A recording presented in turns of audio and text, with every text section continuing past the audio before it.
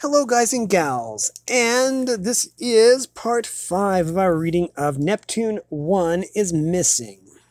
And, so yeah, we're going to go over the copyright information first, which clearly says Neptune 1 is missing, copyright 1969, I want to say. Let me check and make sure. Yeah, 1969 by Hugh Walters. First edition, all rights reserved, including the right to reproduce this book or parts thereof in any form. So, anyways, in the last part, the Neptune 1 experienced problems, and one of the astronauts, I believe it was Chris, burnt his hand really bad. They ended up venting all the smoke out of an atmosphere out of the spaceship, and they are going to set about maybe repairing some of the damage, but it looks pretty bad.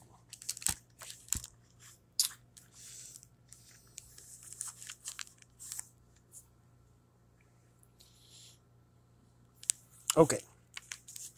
Trying to remember where we left off. Okay.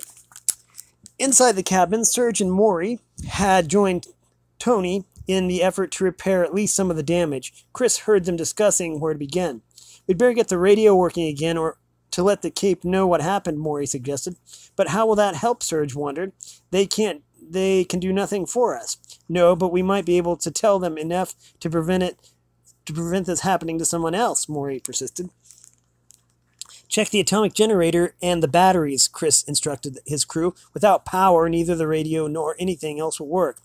With Tony in the lead, the crew, now wearing magnetic-soled boots, climbed through the trap leading to the battery room, below their cabin.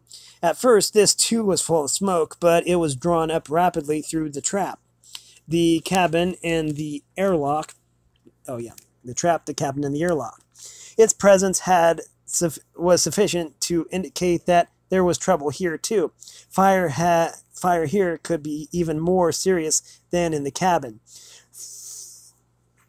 for within a few feet were many tons of highly explosive fuel, the fuel that would enable the chemical rocket to land them safely back on Earth, or would blast Neptune 1 into tiny fragments if the temperature became too high. Chris had never thought faster in his life. With the ship's wiring all gone haywire, there was no chance of switching on the refrigeration. To trace all of the faults would be a major operation, taking hours or perhaps days. Meanwhile, the temperature was climbing steadily. Already the needle on the temperature gauge was quivering over the red danger line. They must get rid of the heat somehow, quickly. There was only one way to do it. As the solution burst upon him, Chris almost cried aloud with agony of the decision he was to make. Yet he knew it was the only hope of altering the critical condition in the fuel storage compartment. The risk to the crew would be colossal, but was it any greater than not taking the chance it offered? He'd made his choice. He must give an order that no spaceship commander had ever given before. His crew would think him crazy when he issued his command, but he knew they would obey him. He tensed himself for the fateful moment. Abandon ship, he called. Chapter 7. The exclamation of shock that reached Chris over his radio didn't surprise him. There wasn't time for argument or explanation. Leave all hatches open and abandon ship, he snapped. It spoke volumes for the loyalty and training of his companions, and for their faith in their leader. That Maury, Surge, and Tony instantly stopped what they were doing without wasting a second. Chris led the way back into the cabin, closely followed by the others. Grab a spare oxygen bottle, he ordered, and silently his colleagues obeyed. Pressure inside the cabin was nil, so it was easy to open the inner and outer doors of the airlock. One by one, Chris saw his companions launch themselves into the void in traditional style. He was the last to go. As he pushed off from the stricken ship, he wondered if he was doing the right thing.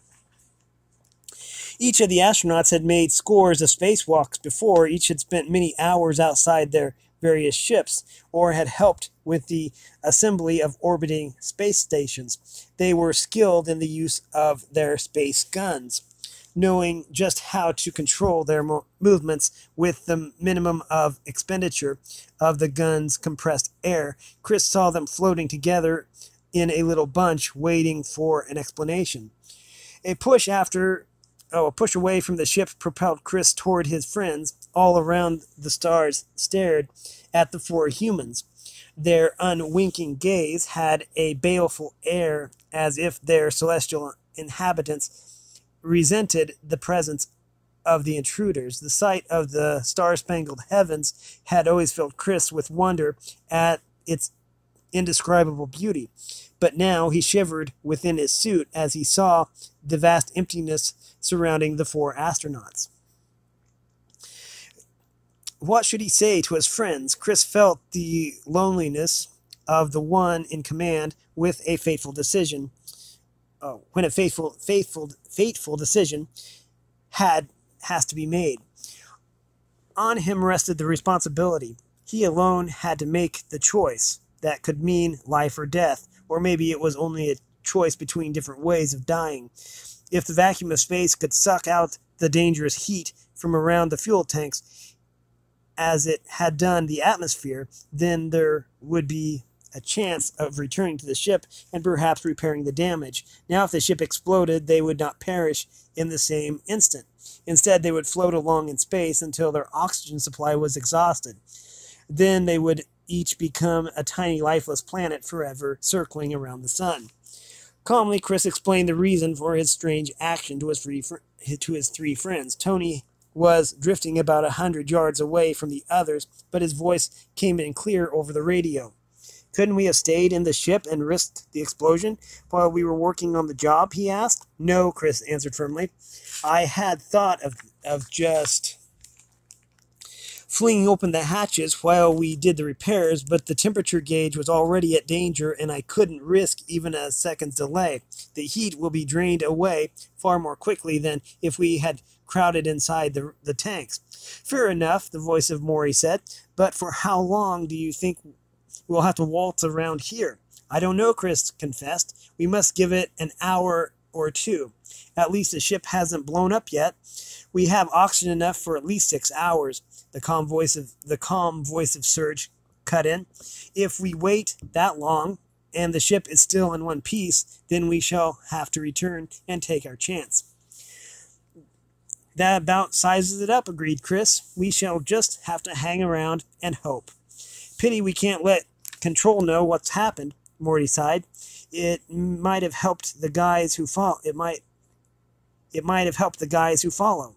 The ship's radio is dead, and our helmet radios are too weak, Serge pointed out, so there's no way of communicating. But the Cape will know there is something wrong because our signals have stopped, observed Tony, unless they think it's just a temporary radio failure or a radiation belt, Maury contributed. We could let them know more definitely that we're in trouble, Chris said after a moment's thought, and the other three all wanted to know how. By dividing up and each floating a few miles away from the ship, he answered. At the moment, they are getting a single radar blip. If we space out, they'll get several, so they'll know we're in a spot. They won't be able to help us, though, will they? Asked Tony. No, but that doesn't alter our duty to report it if we can. Are all your guns full? They checked their jet guns. In each case, the reservoir was almost full, and they reported this to Chris. All right, scatter, but keep the ship in sight, Chris ordered. They directed the jets of their gun towards Neptune 1, and the thrust propelled them away from the stricken ship. It was a terrible feeling leaving their last solid link with Earth, though it might disintegrate in a blinding flash of light at any moment. They were reluctant to move away from it. If the ship did blow up, then they were irretrievably lost. Even if Chris's idea worked, the chance of repairing it and returning to Earth was very slim. Tony kept rolling over as he floated away, but to him, of course, it looked and felt as if it was Neptune 1 that was describing huge circles around him. Only because the stars were accompanying the ship, the spaceship, could he tell that it was he who was twisting over. Another momentary burst from the gun and his movement ceased, or rather it looked as if ship and stars had stopped their dance around him. Neptune 1 was getting smaller. Tony tried to spot his companions.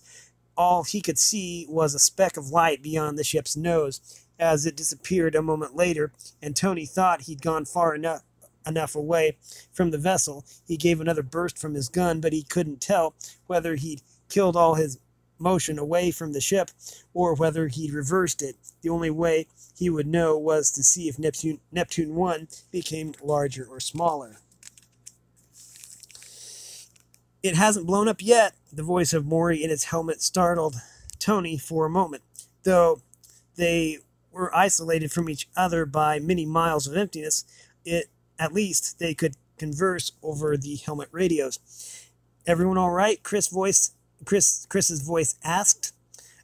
"Don't lose sight of the ship, or you'll never find it." "We won't," the voice of Tony and Maury chorused. "When do you think it will be safe to go back?" Serge wanted to know. "Let's give it an hour," Chris replied. It was one of the longest hours the astronauts had ever known. Each felt he was a tiny speck of life in a vast hostile universe, though they and their ship were still speeding along together toward the giant planet at a fantastic speed relative to each other. They seemed motionless. As the minutes passed by, the Neptune 1 suffered no disaster. Their hopes began to rise a little. At least the temperature must have stopped climbing.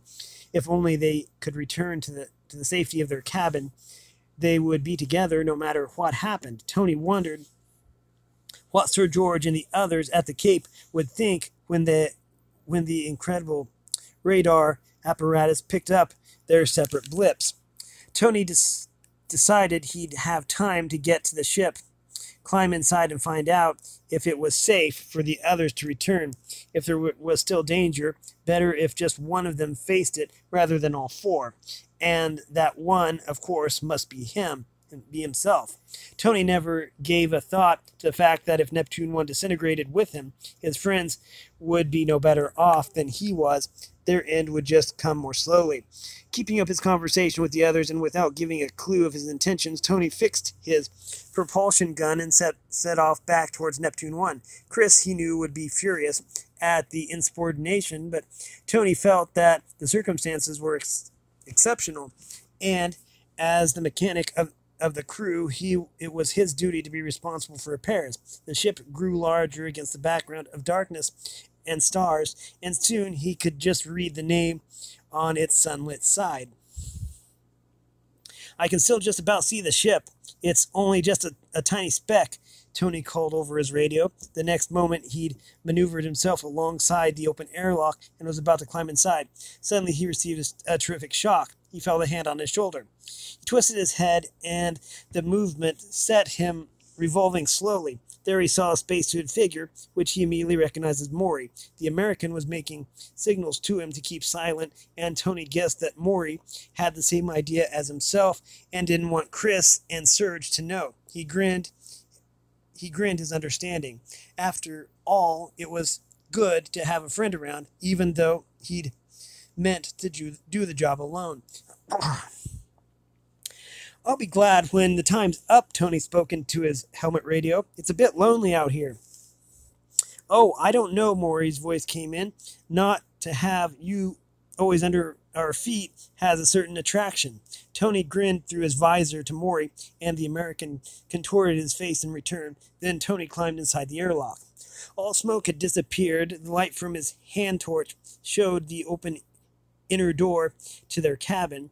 With Maury following, he pulled himself through it. A quick glance around seemed to show that everything was as they had left it until a movement beside one of the couches caught his eye. Again, he had the utmost difficulty in restraining the exclamation that would have given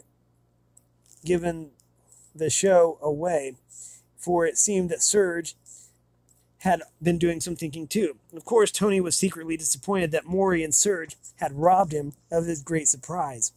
But at least they would prevent Chris from exposing himself to the dangerous exploration of the fuel tanks until they had been there first. The three astronauts continued to talk as if they were scores of miles apart and couldn't see anything but the ship. They were sure that Chris didn't suspect he would still be coasting through space a few miles away, unaware that the three companions were planning to face danger without him. Tony prepared to pass first through the hatch in the cabin floor. No smoke was coming up from the fuel compartment, which was a hopeful sign. As he was about to lever himself through the aperture, the leader's voice came louder and clearer over the radio. "Another couple of minutes and we'll go back to the ship," Chris said.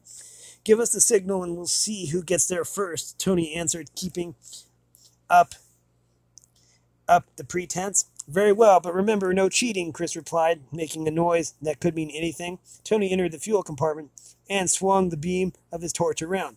"Chris?"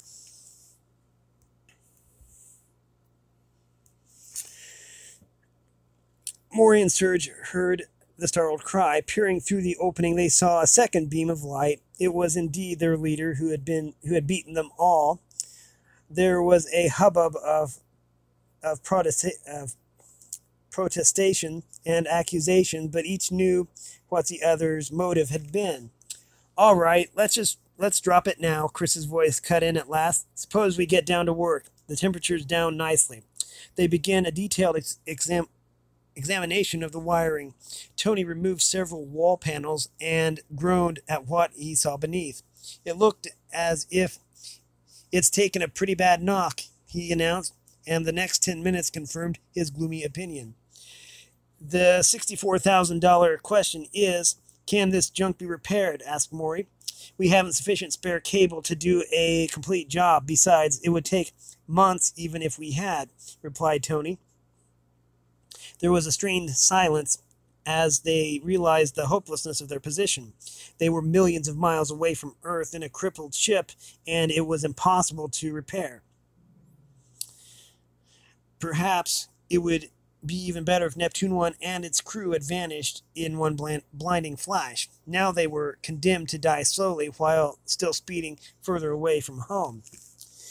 Then one of the fundamental principles of all astronauts' training began to assert itself, that no matter how hopeless the prospect seemed, the struggle to survive must be kept up as long as life lasts. It was this thorough conditioning that had enabled many a crew, including Chris and his friends, to survive at times when all had seemed lost. As was to be expected, Chris, as leader, was the first to pull himself together. "Well, we'll just have to see how far we can get, won't we?" he said coolly, and with that the crew seemed to shake off the black cloud of depression that had been hanging over them. Though none of them expected that they would be able to repair Neptune 1, they would go through the motions. "First, we'll close the airlock," Chris said. "We won't be needing to go outside again." Excuse me. Serge wondered what the leader meant. They hadn't seen any sign of damage to the ship that would necessitate external repairs, but Serge hardly thought that this was what Chris had in mind. It must be that, could come what may, they wouldn't leave the ship and separate again.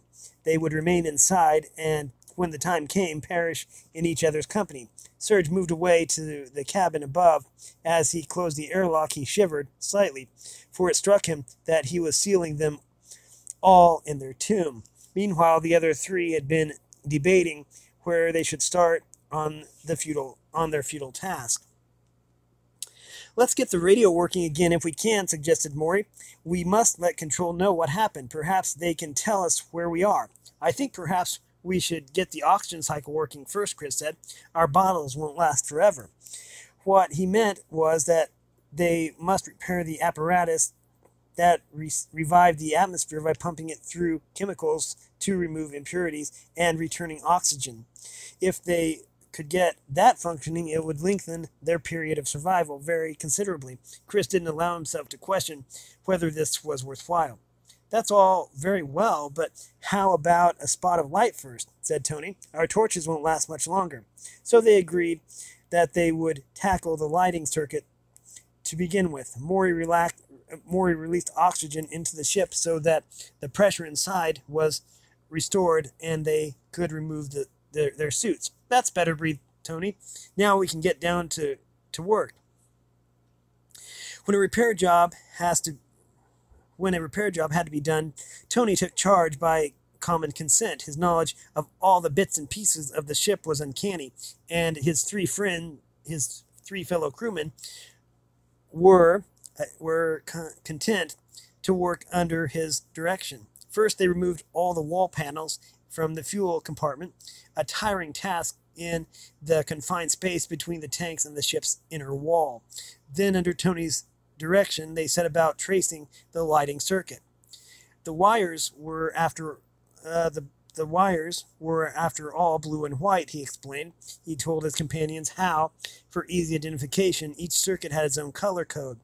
By this means, it was possible to trace complicated circuits through the intricate confusion of cables that lay behind all the wall panels. While you're checking here, I'll get into the battery compartment and work my way back, Tony said. We'll have to be fairly quick because my torch has nearly gone. True enough, the torch was noticeably weaker, so Serge gave him his, which as yet showed no sign of exhaustion. The tremendous task, which each felt was hopeless, had begun. Chapter 8. The battery room of Neptune 1 lay beneath the fuel compartment. It was placed there not only to store energy from the atomic motor and solar panels, but also to act as a very effective shield between the motor and the crew's cabin. Without it, radiation from the atomic motor would have been fatal to the astronauts, so Tony had to be very careful in what he was doing. At all times, he must keep the massive batteries between himself and the source of those deadly rays. With a wriggle, Tony passed through a hatch in the floor of the fuel compartment. Maury lit his way until Tony could use his own torch. Then he edged his way toward a gap less than 18 inches between the wall and the black glistening top of the battery. Because of his training, Tony felt none of that shut-in feeling that many people would have experienced in such a confined space. He wriggled forward until he reached the huge terminals from which all power emerged. Concentrating on the blue and white cable, Tony could see that it was intact. At least it had suffered no damage in the battery room, for by dint of considerable exertion, he was able to trace it all the way to the point where it entered the fuel compartment above. All okay here, he called out to his companions. Then he began to worm his way back to the exit. Chris was there to help him through. The circuit has burned out right from its entry, Chris told him. Serge and Maury are having trouble in following it, as the insulation is burnt away. It's hard to identify. Never mind, Tony replied. They needn't waste any more time. We'll have to put in a completely new circuit and cut the old one out altogether. All four went up into the crew cabin for a brief rest and for something to eat. It was only when they were strapped to their couches that they had time to think how hungry they were. I feel I haven't eaten in months, Tony sighed. You probably haven't, Maury grinned back. There's no way of telling. True enough, because of the failure of the radio, the crew were unable to say whether they had been under hypothermia for days, weeks, or months. Neither were they aware of the point which they had reached in the flight program when disaster overtook them. The chronometers and recording instruments had been put out of action by the catastrophic electrical failure. Whether the giant planet after which their ship was named was near or far, they couldn't know. To conserve their torches, only one was used in the dim light. The crew ate their weightless meals. Wait a minute. To conserve their torches, only one was used. In the dim light, the crew ate their weightless meal. This consisted of specially prepared cubes of food that had been placed inside their mouths so that no fragment could escape to float about the cabin. The drink, too, was in plastic tubes, which they squeezed into their mouths. Any free liquid in a cup would have broken up into thousands of little globules without gravity to hold it together.